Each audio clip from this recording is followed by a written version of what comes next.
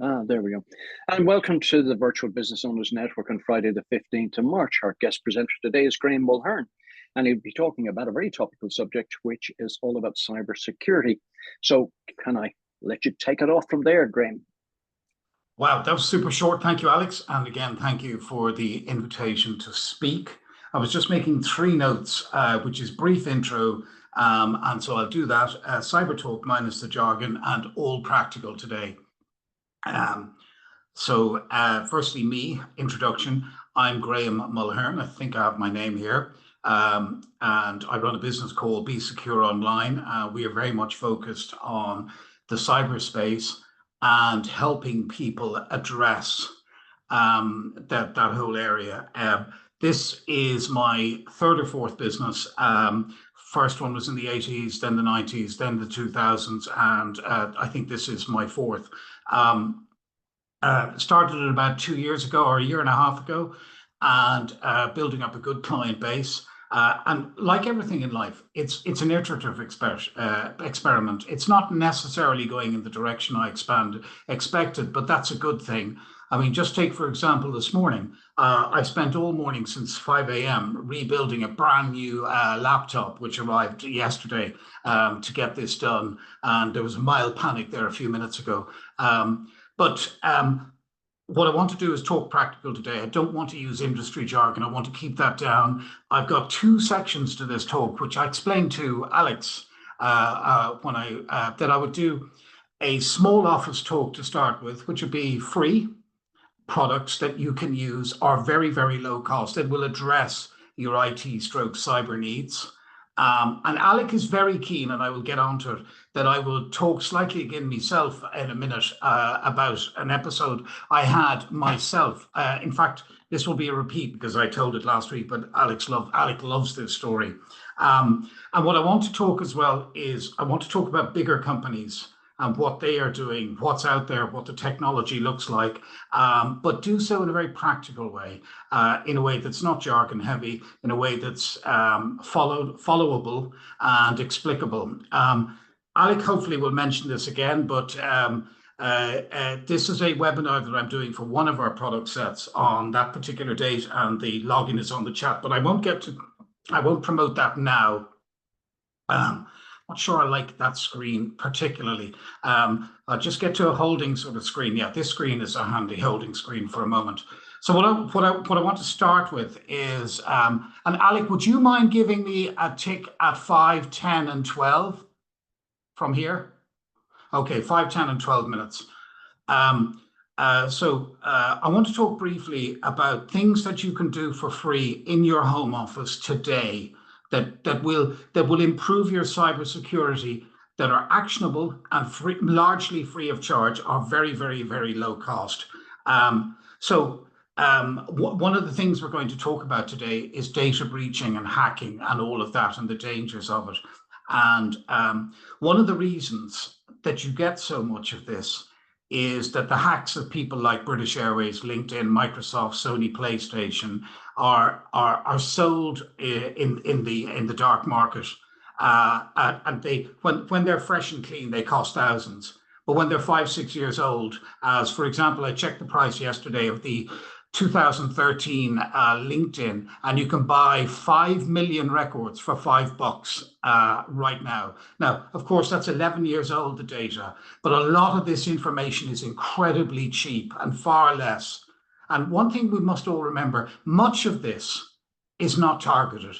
It's just spray gun like that out. And that's why I'd say, they weren't chasing you down the M50 and taking a picture of you leaving the toll. That just happened to be that you got that, and you were part of maybe 500,000 Irish SMSs that got that. You just happened to have exited the M25 and the M50 in the last hour. That's all. So it's not targeted. It's kind of impersonal. And that's one of the things is the incredible actual effect psychologically that it has. Here's step number 1 of practical things you can do today. Fabulous Australian Troy Hunt has been running this site. There's this site, haveibeenpawned.com. Please note it down if you want to. Just type your email address into that. It's free of charge. There's no paywall and there's no email wall. You can go to this site free of charge and check your, say, Yahoo, your Eircom.net, your Google Mail, your Gmail, your company mail, and see, has it been breached? So that's haveibeenpawned.com. A slightly more upmarket one would be dehashed.com, dehashed.com, which is also will give you options to check out stuff like your metadata, your email, your passwords. This is just stick your passwords in and it'll give you an idea. And it's likely to tell you that you were hashed on, you were data breached on LinkedIn, Microsoft, Sony, because I have been. I put in my own one. And just to give you an example, this is what happens when you leave your email behind with haveibeenpawned.com. And you can see there, that's my Yahoo address. By the way, I never connected with Gravatar, but I know I did some research. Gravatar is an API that links into Twitter. And Twitter has been breached, along with IBM and most of the reputable names out there. And you can see the number of millions of accounts. So that clearly is a byproduct of Twitter. 113 million accounts were breached when Gravatar, the app provider, got breached. That's an API that goes into Twitter. And as you can see, my email address. So that's an email that they sent me to say, oh, whoops, Graham, you have been, and when you stick your name, and some of you might have already done so, you'll see all the places that you have. Don't panic, by the way, don't panic.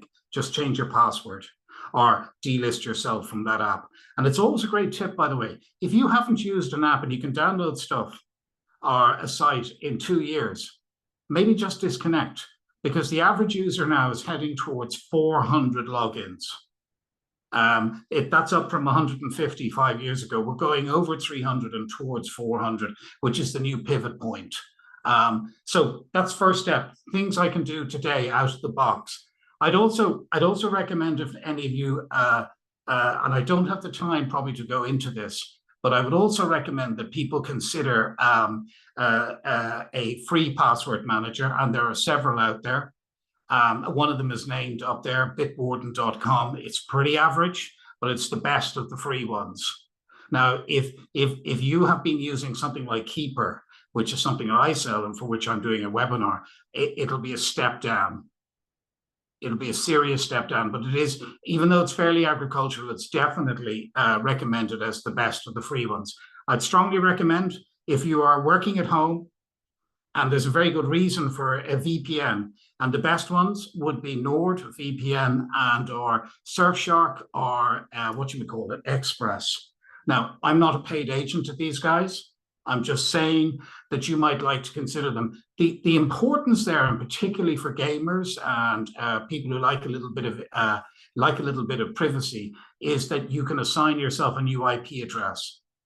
So most importantly, if you or the wife enjoys, or the wife or the husband and you enjoy a bit of BBC iPlayer, this is your man, because you change your location to the UK, log into BBC and or RTE if you're overseas. So VPNs are fantastic. There are dozens of other reasons, but I haven't got the time today. And Alec, I'd say I'm coming up close to that 5 minutes, am I? Yeah, you're off. No, no, you're okay. What you've got is you've gone through 5, 10 more to go. Okay, 10 more to go. Great. And I would, if you haven't, for God's sake, spend, and this is not free, spend yourself 40, 50, 60 quid on Norton Premium, even Kaspersky, Bitdefender, the home versions or the business versions, and you can get 10 devices. You can go out to Amazon and buy it off Amazon. I'm pretty certain Norton always has a sale. It's the old Ronnie Corbett joke, the day that Allied Carpets weren't having a sale. But you can find those products. So that's Password Check and Have I Been Pawned. The other site I mentioned there was Dehashed. For those of you who are a little bit more IT literate, you might enjoy Dehashed. Switch on multi-factor authentication. For example, with this new PC that I have here, laptop, I have both eyeball, facial, and thumbprint, and a PIN, plus the Microsoft Authenticator. So that's multi-factor authentication with several different layers. Bitwarden, VPNs, Remind you of the names for VPNs: Nord VPN, Nord VPN, Express VPN, Surfshark VPN. All of this is building a mini home stack for your cybersecurity. And the ransomware and phishing that you'll get in, say, Norton 360 Premium is not bad. It's not great. But if you were serious about what you're doing, I wouldn't even think about them. But it's better than being unprotected. So let me slide on. Oh, here's something that's only just occurred to me. And I think it's as the world moves on, particularly email crime, and email is the #1 way for guys to get at you, because especially if you have staff, email is where the greatest danger lies, because it's where most of your people will meet the internet, and they can be phished, they can be had on ransomware, they can click silly links, they can give away company details. But the first thing is maybe to think about the naming convention on your email addresses. Why make it easy for an email raider to find you at Accenture.ie there, finance? Why not change the name to something a little bit more agnostic? So that one down there, I just have creditors to be paid, or I actually didn't get that right, TY this year at AIB. That's a lot more agnostic, and it's a lot less clear. But I deal with several of my customers. We have to send our invoices in, and they are invoices payable at, our creditors, our debitors at, our fine. It's too simple. And dozens of large multi-hundred million, multi-billion pound companies are running their email that way. So maybe there's a little thing there, danger zone, maybe make it a bit harder for people to find the relevant email addresses in the place. What's the goal of working with an IT partner or a cyber protection partner? The goal is to get your staff working with you. The goal is lower insurance, lower risk, taking yourself way down the dial from 80 down to 10% or even below 10%. And if you take a number of steps, I had a company last year that we brought on in North Cork in food distribution. I may have already given away who it is, but they, through a series of 5 or 6 steps, this 150-person company, 120, maybe 200 million turnover, I can't remember what it is, in 1 year, by focusing on their staff, by focusing on email security, they have dramatically increased or decreased their risk, and enjoyed a £53,500 reduction in their renewal this year. The underwriters came in and said, lads, okay, we've gone through the steps that you've taken. These kind of map against the Cyber Essential kind of UK standard, and they're fantastic. And well done, lads. And we can now start to work with you to lower that to a more normal rate, because they were paying a very, very high risk premium. And all of this is about building a compliance stack. And I was working with a customer this week who's a high growth potential startup who are being mentored by Accenture with Enterprise Ireland. And they're trying to build their compliance stack, which means always available management accounts, always on budget, always with their tax compliance cert, always running to their ISO. And now they've just added in their cyber stack and said, right, they make a point of mentioning in sales presentations that they are and have done everything possible to ensure that their business will not be hit. And therefore, doing business with them is a good thing for you, because doing business with them is good for you because they won't pass or make any mistakes on the cyber front. Oh yeah, 1 minute. I'll just explain some of these terms, because these are some of the risks that are out there. CEO fraud is mimicking the CEO's account, and that can be done. And there are several things, and we've a new service just introduced to help people address that, very reasonably priced.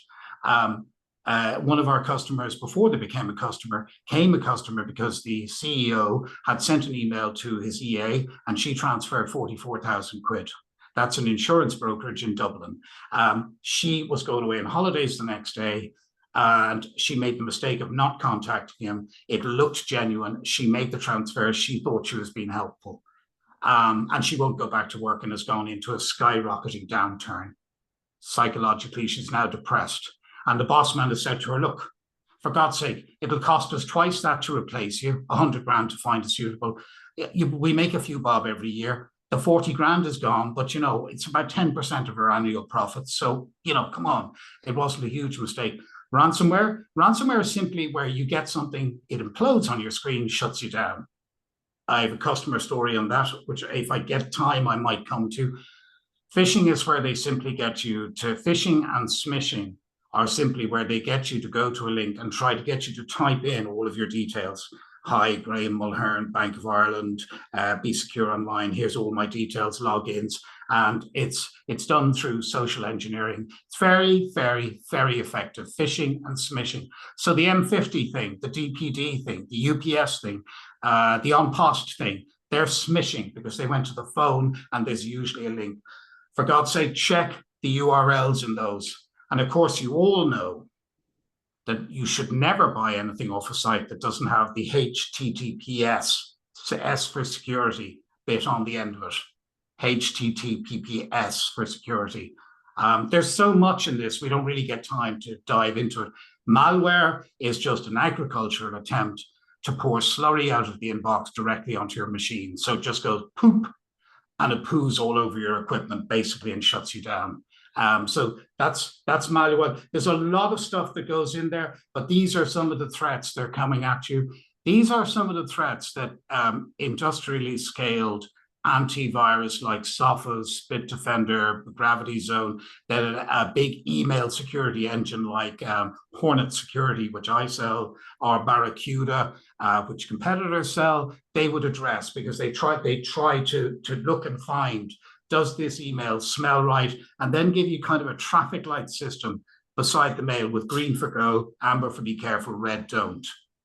And in some companies, red means you actually need somebody else or an IT person to come down and check. Because the last thing you want in an organization is to be hit simply because you didn't follow procedure. Now, how am I doing? Here's something that in terms of, I'm going to talk here about awareness training. In fact, what I want to do is go back to, I missed the screen earlier because I want to go back to it. This is the one. In IT, it's generally felt, and there are decent numbers to suggest this is actually true, that upwards of 85% and perhaps north of 90% of all cyber incidents are started by a human being simply making a mistake, who was socially engineered into doing something, or who recklessly went about clicking a link or doing something, and most times they actually knew. So in the case of the girl who transferred 44,000 at the insurance company, she was effectively hacked, and that was as a result of a human error. So human error is where most of the guilt lies, and it's where most of the reward can be got if you focus on stuff like training your staff. There are I'll name some products just to let you know. The most successful product in this field, and one of my customers who has it all me, calls it Netflix for cybersecurity. It's daily bite-sized chunks of education in video form, sitcom form, podcast form, all with tests and phishing tests, and it tries to build up people's awareness. But it's bite-sized chunks in a very digestible way. It's all very palatable, and it works, and it's really known to work, and people actually enjoy it. And it's short, it's like less than a couple of minutes, and there's a once a week or once a month test. But what this does is it's building awareness within an organization. KnowBe4 is the name of one of the most successful products, KnowBe4, that's the number 4. There's another product out there called usecure.io, which we also sell. But both of those are aimed at delivering the training that addresses the number 1 problem, which is simply us. And with AI coming along, we now have a force multiplier, which really is turning it into Terminator 2 and John Connor and machine learning in real time. So we have the ability now of these AI bots to actually play ping pong. So it tries one thing, that bounces off the wall, comes back, they reiterate it, have another go, and eventually they might build towards. So they break through, say, a password wall. They break through some other form of security, and then they get to. And this is where there is tremendous concern about the ethics. I probably don't have the time to go into all of the reasons why the threat is, but there are 60 elections this year. You saw the Russians yesterday, they blocked the UK Minister of Defence's plane. This is going on all of the time. Then there's the criminal organizations, including the Mexican cartels and European drug who are using cybercrime very, very aggressively to launder money. And that just drives me to, we've all seen this new stance from the banks over money laundering and this reconfirmation of IBAN standards. And that's because they're targeting these invoice payable people. And suddenly, right at the point of payment, they're saying, oh, Jigsy O'Leary Limited down below in Ballydilhob or whatever, he's just changed his, and will you update your system for his new IBAN?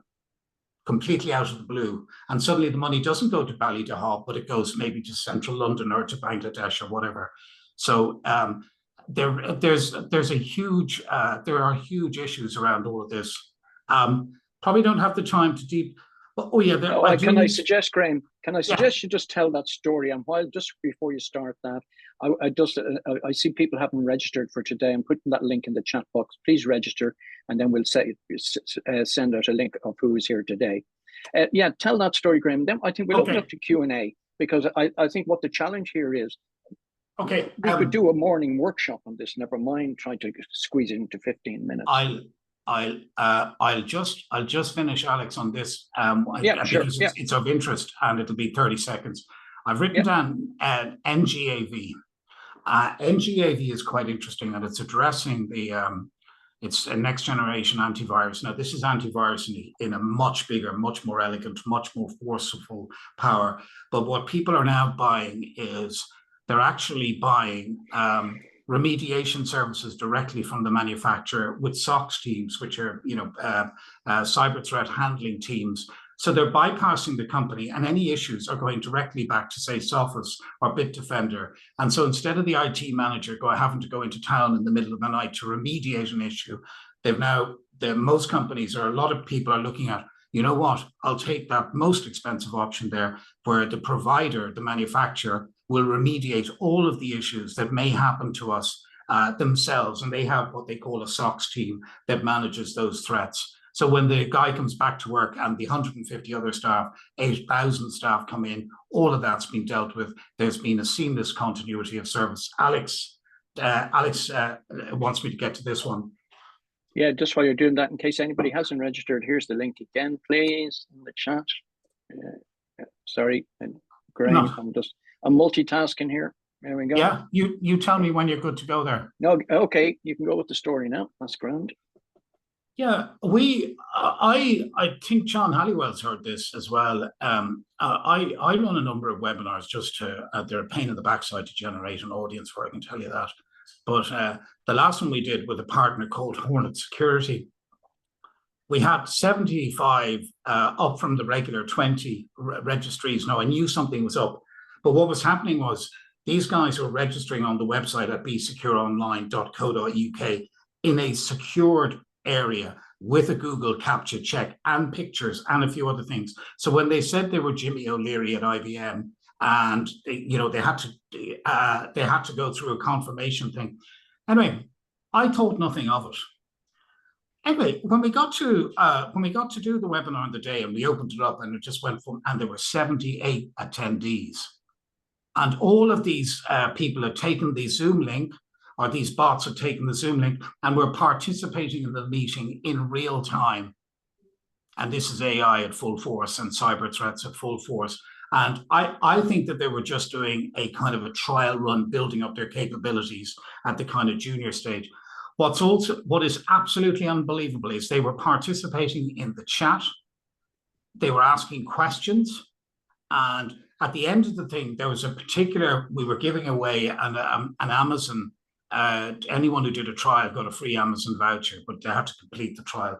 And we said, so two of us said, you have to email info@besecureonline.co.uk to get this. And within 3 minutes, we had 50 emails. So they're converting that from voice to text, and intelligent enough to route it through an email. So they fully participated. These bots registered, joined, participated, not in voice, but through all of the messaging services, and then when at the end of it, and literally it was, oh, and quickly send, if you want to get the Amazon, quickly send an email to this, and within 3 minutes we had it, and the supplier got overexcited because she thought there were 50 requests for trials as well, because she put this trial request thing on, and of course all these guys had ticked. And I've said, oh, geez, that's not real, lads. And they were on the phone 5 minutes later in a total state of dizziness. And I said, look, lads, I don't think there's something wrong here. Anyway, that's what happened. We ran a seminar, and we were AI burgled online, and these guys participated. So it's all around us.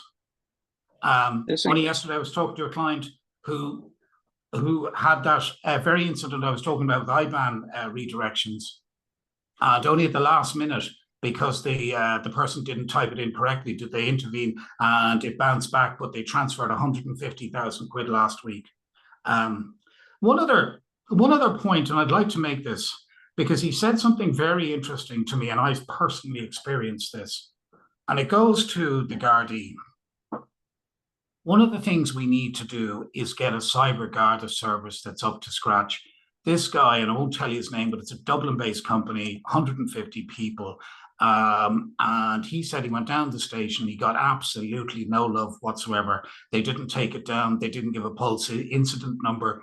The guy barely understood it. And so he forgot about that guy, and he went down a second time, which nobody should have to do. And he insisted on the member taking down the details and putting it into Pulse, getting an ID number, and then wrote into the DPC or the DPO, whatever they're called, and said, this has happened. I've reported it to the Garda. I want a Gardaí. He gave the member's number and name of the person, and he said, I want Interpol to follow up on this. And he said the lack of reaction, sympathy, care, or interest from the respondent side was unbelievable. So we need a police service and a court service that can actually deal with this. And it is not the first time that I've come across this.